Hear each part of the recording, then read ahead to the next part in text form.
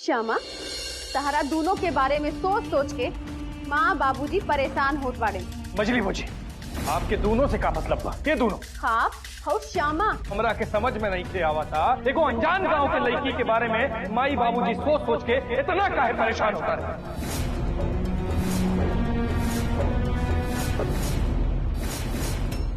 निखिल, चाय।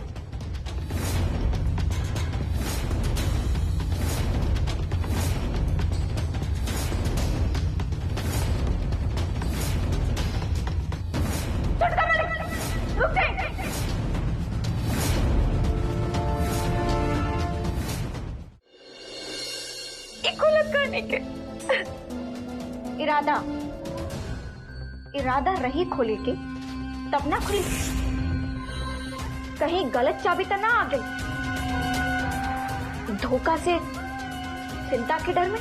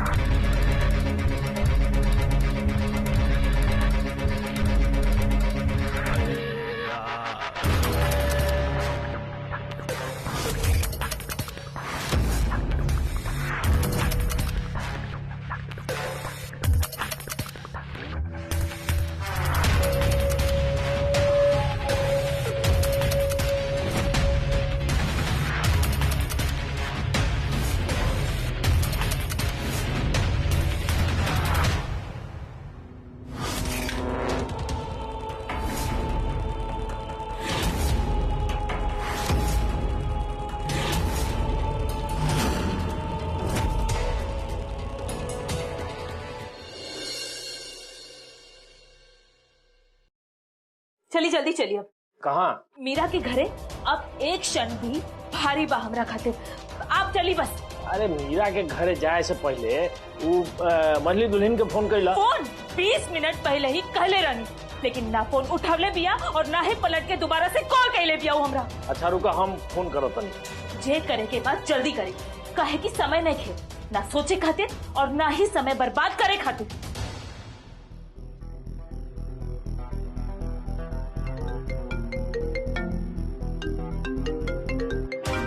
ये देखी, बाबूजी के फोन आवता। बुझाता कि माँ उनके भी पागल करके रख दिले बाड़ी। आपकी आवाज सुने खातिर सब बेचैन भइल बा। ली बतिया ली, तनी शांति मिल जाए लोग की।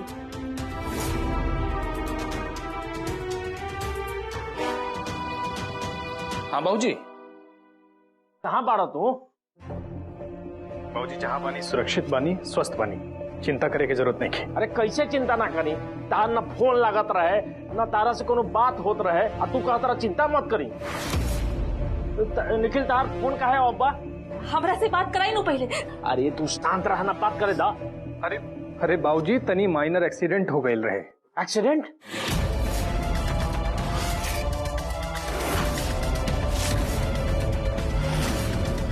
हमरा दीनू फोन दीनू। बात करे दा। सुन लिया पर माई के बेचैनी। आगे? और बाबूजी कुछ ना, मीरा गाड़ी से निकाल के हमरा के अपने घर ले आई रहे। तब से बेचारी लागल बिया सेवा भात में, मरहम पट्टी, दवाई दरबत, सेवा भात, खाना पीना सब में।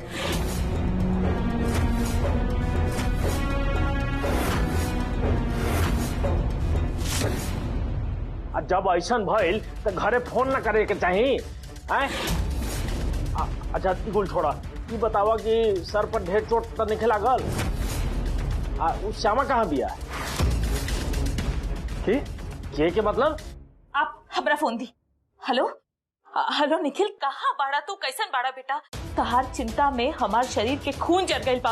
अरे ये एक्सीडेंट सब कैसे भइल? हाँ, ज्यादा चोट वोट तो नहीं लगल ना तोरा? तू ठीक बाड़ा नो? बेटा बोल ना, कुछ जवाब दे हमरा। अरे माई माई माई बस ई माई सुने खातिर ही तो हम कब से पागल होत रहनी। ओहो बात तो सुन पहले। अरे कुछ नहीं खे भाई, सब फर्स्ट क्लास बा। अभी आधा घंटा में निकला था नहीं मछली भौजी और मीरा के साथे। आ जाई सामने बिठा के नीमन से देख लियो कितना लागल बा कितना ना। ठीक बा। और निखिल, श्यामा कहाँ बिया?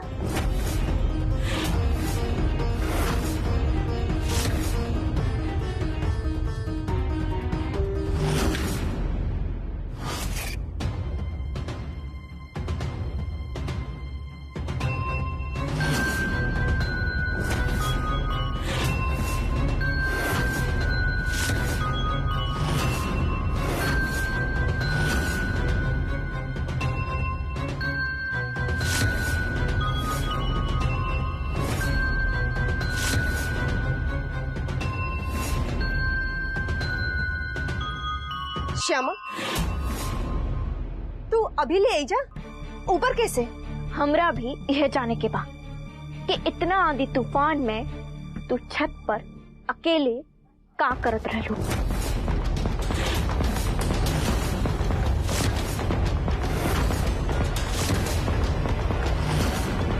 एक्चुअली दूसर के लाइफ में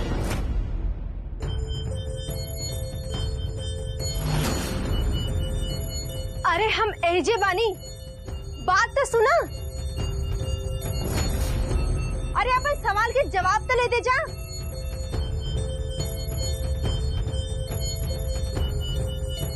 मीरा के राज जाने के प्रयास का ना ट्राई।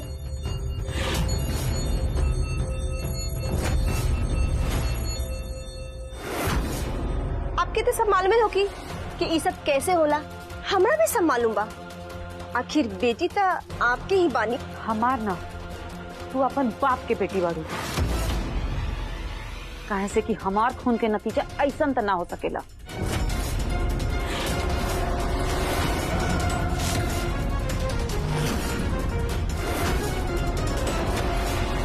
जाता वैसन कुछो नहीं खे बुझाता। कुछ तो जरूर बा जहाँ हमार नजर नहीं खे जाता।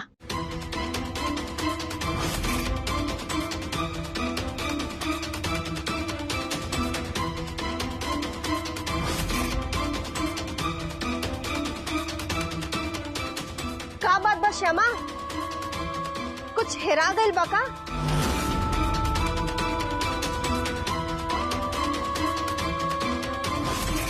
अगर कुछ दिक्कत बा तो बोला, मदद कर दी।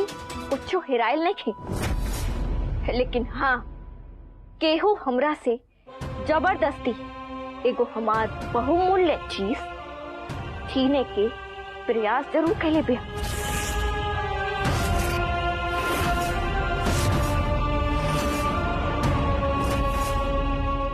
और जहाँ तक दिक्कत के सवाल बा, मीरा त्रिपाठी अभी ले तो वो आंख से ओझल बा, लेकिन बहुत जल्द तारा दिक्कत के अनुभव शुरू हो जाए जब तारा क्रियाकलाप हम सबके सामने लेके आई और अपन सास ससुर के भी ई भरोसा दिला दे कि तू के बारू का असलियत बता ये सुशील और संस्कारी समझ के तहार नाम की माला जपरा लिया। जरूर, काहे ना।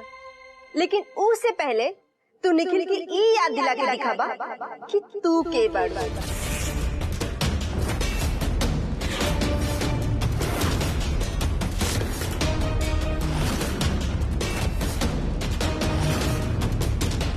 अरे माई का हो गई बात दोनों जने के? श्यामा श्यामा श्यामा श्यामा रट लगा के रखल बानी आप दोनों जन। अरे काम करता नहीं, हम यहीं रुक जाता नहीं। हमारा घाव भी ठीक हो जाए और आप दोनों जन के दिमाग से श्यामा के भूत उतर जाए। ना ना निखिल, ऐसा कुछ करे के कोनो जरूरी नहीं के। अब जे भी होई नु यही जा आके ही होई। तू ना पहले घरे आवा, इस श्यामा के भूल जा, अभी एकदम भूल जा। हाँ घरे आवा पहले।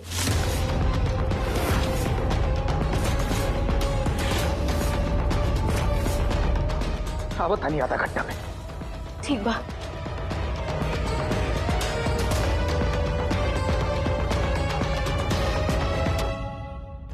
निम्मन अपन बस में कैले बियाई तहरा। अब तो हमरा भी विश्वास हो गई कि साचो जादू करनी बियाई मीरा। का कहत रहे हो श्यामा के बारे में? अंता पूछत रही निखिल का कहत रहे श्यामा के बारे में?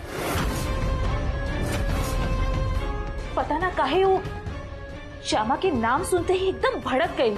कहत रहे कि हम वही जे ठीक बानी।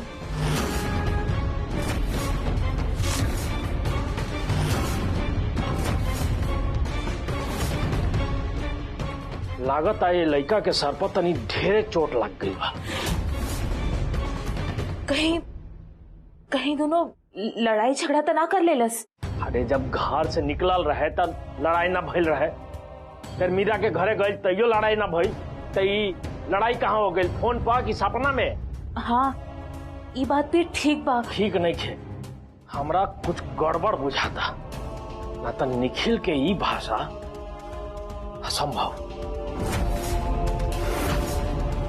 चली कम से कम निखिल की खबर तो मिल गई लो। हे भोलेनाथ सब ठीक होगी, सब ठीक हो जाए। आवे दी ओकर बात पूछल जाए नु। मतलब लड़का के खबर भेटा गई, मतलब सब खत्म। अब पतो कहाँ बिया?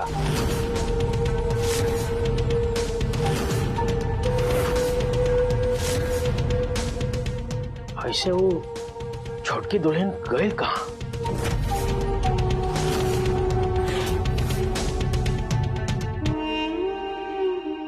का भाई जवाब नहीं के सुझाता कि उपाय नहीं के बुझाता। श्यामा हमार बात माना, अब तारा के घरे लौट जाए चाहिए। देखा श्यामा तू अपन दिमाग के तनी आराम दा। पहले भी कहले रहनी कि ई दिमाग की चोट बा और ई तरह के केस में ऐसने होला।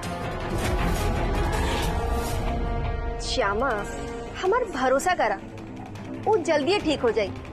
जा तू घरे लौट जा।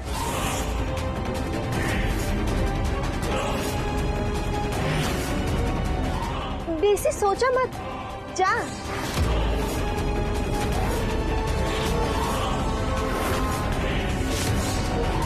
ठीक कहलो मेरा, हमरा अपन घरे लौट जाए के चाहिए, अपन घरवाला के साथ लेके।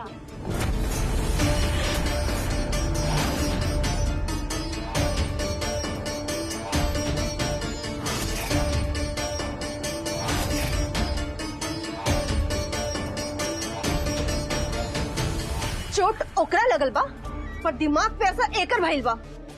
मीरा के खा जाई पागल कहीं के। कौन मंत्र मरले बाड़ू तू निखिल पे? कौन मंत्र के जरूरी बा ये समय बताई? आप तक खुद ही समझदार बानी नू। शिखरन मोनी मंत्र ताकि वो अपना मेहरारू के भुला दे।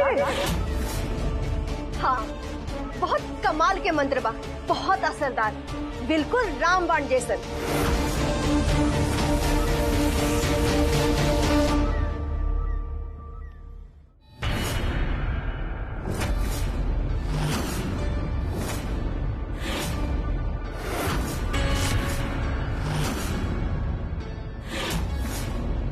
अरे वाह चमत्कार। ये तो एक के छत के नीचे सब लोग भेटा गए। श्यामा कहाँ रहलू तू इतना देर से? हाँ तहरा दोनों के बारे में सोच सोच के माँ बाबूजी परेशान होत बाड़े। दोनों मजली बुझी, आपके दोनों से का मतलब बा? के दोनों? के दोनों मतलब आप दोनों?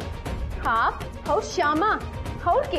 अरे वह तो हमरा के समझ में नहीं खे आवा था कि एगो अनजान लड़की, वो दूर दराज के गांव के एगो अनजान गांव के लड़की के बारे में माई बाबूजी सोच सोच के इतना काहे परेशान होता है।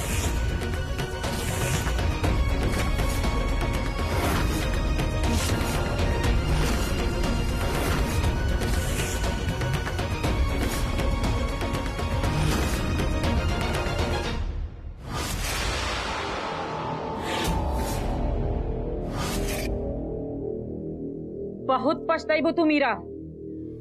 हमारी भविष्यवाणी बहुत जल्दी सच होगी, देख लिया तू। बिल्कुल वैसे ही नू जैसे आप पछता ले रही। जब आप हमार बाबूजी पर सिर्फ यह मंत्र मर ले रहनी, वो तब जब वो हैप्पीली मैरिड रहे अपन इनोसेंट पहली पत्नी के साथ है। माने इतना उहे बात हो गई। 100 चूहे खाकर बिल्ली चली हजमीरा। दोपहर के जीवन से इंसान के सीख लेवे के चाहिए। सब कुछ खुद पे आजमाइबू तो जिंदगी कम पड़ जाए बेटा। और वो हमारी जिंदगी के सबसे बड़ा भूल रहे, भूल भी ना सबसे बड़ा अपराध रहे। और हम जानता नहीं होकर अंजाम, यही से माई होकला के नाते हम डरता नहीं मीरा की वो दर्द तोहरा के ना मिले। दर्द के हिसाब हम खुद लगा ले, बस आप दूर रही हमरा से। और ये हमार अंतिम चेतावनी बा, बेसी भविष्य वक्ता बने के प्रयास मत करी, न तो आपके भाग्य उलट के रख दे हम।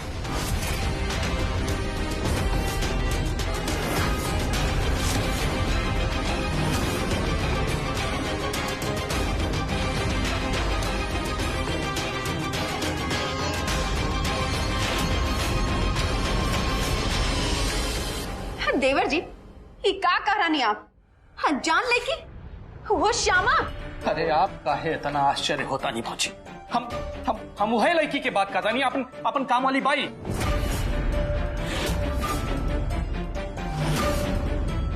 ओकरा के गलत फहमी हो गई बा कि हम ओकर पति बन। अब आप गौर से देख के बताइए, ऐसा हो सकेला का? ऐसा केहू विश्वास कर सकेला का? वैसे भौजी, कहीं इनसे कि सब जाए, कहीं इनसे ये सब जाए ऐसा से। अरे तनी देर पहले ही चल गए रहे, फिर आ गए। अरे दिमाग खराब करके रख दिले बा हमार।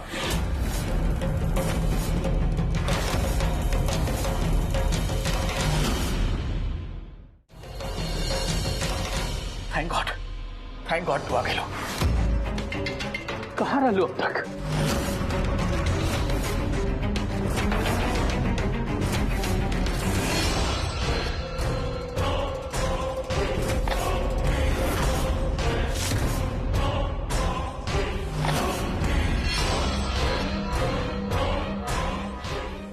अरे ये सब पागल कह दिए हैं हमरा की। मीरा प्लीज इन सबके भगावा, निकाला इजा। निखिल, शांत निखिल, तू बैठा। आओ तू बैठा पहले। बैठी सब, तबले हम कड़क चाय बना के लेके आवत नहीं। हाँ, चाय के आइडिया निम्न रही। चला हमहू चला तनी तारा साथे, चाय पे दूगो चर्चा भी हो जाए। आवा। ठीक बा, चलिए आई।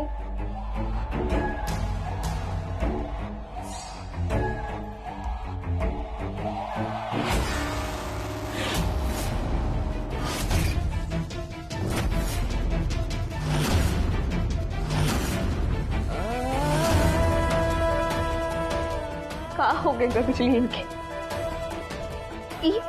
और श्यामा के भुला दी।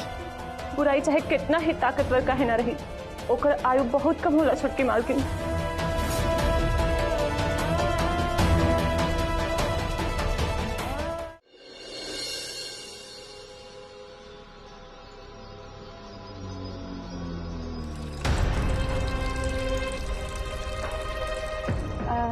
मीरा,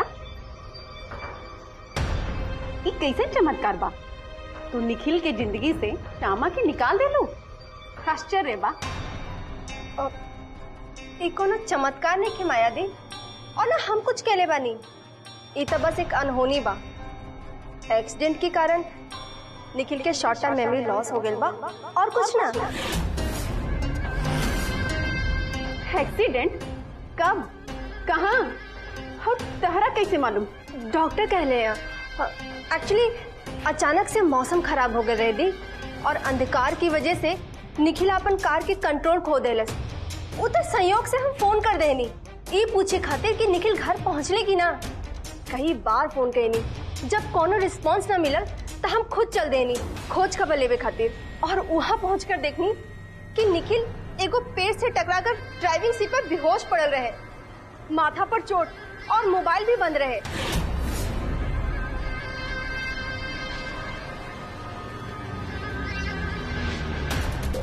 और ओकरा बाद तू निखिल के एहजा लेके आ गई, राइट? अब बीच मझधार में तो ना छोड़ सकेनी ना माया दी, आप ही बताई। और कुछ भले ही ना, लेकिन हमनी के बीच इंसानियत बा।